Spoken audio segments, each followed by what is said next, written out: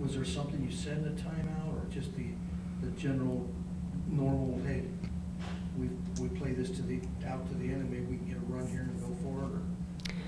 Well, at that first timeout, as Kim said in her press conference, I challenged them with effort. I thought we were getting outworked and didn't come with a sense of urgency. We were trying to kind of think our way through the match, which is a good thing with the scouting report, but that's not going to be effective. And so we had a little bit more sense of urgency. Then they gave us a few errors. I thought that they kind of broke. I mean, they were playing almost perfect there. Even when we were making some good plays, they were making a good play back at us, and they finally made a few errors where the momentum changed.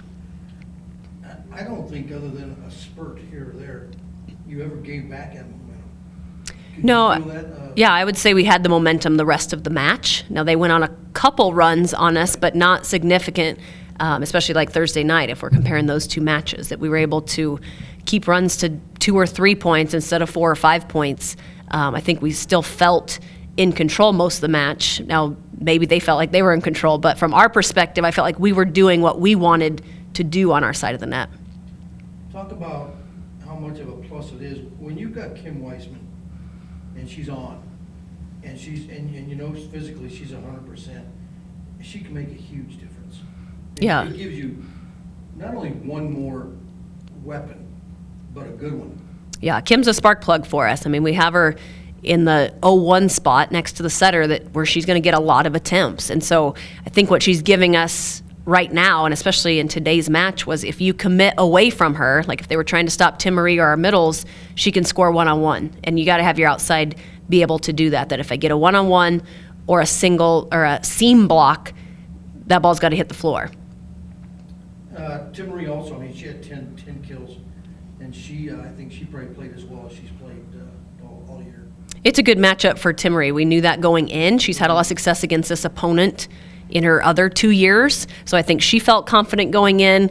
We kept mixing up the lineups to try and get her against a particular blocker. And so she felt confident out-quicking their block, which is key for her. Talk about the frame of mind of this bunch.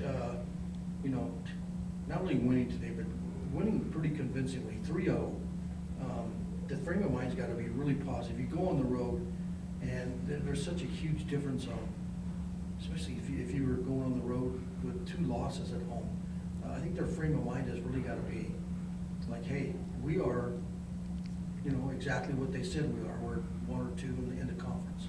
Yeah, I think we have a good growth mindset right now that, today's not where we want to be in November, but we took a step forward.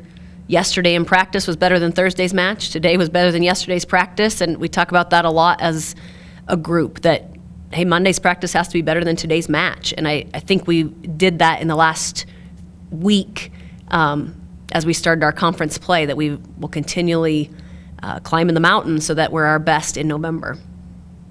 I thought you dug really well tonight, too.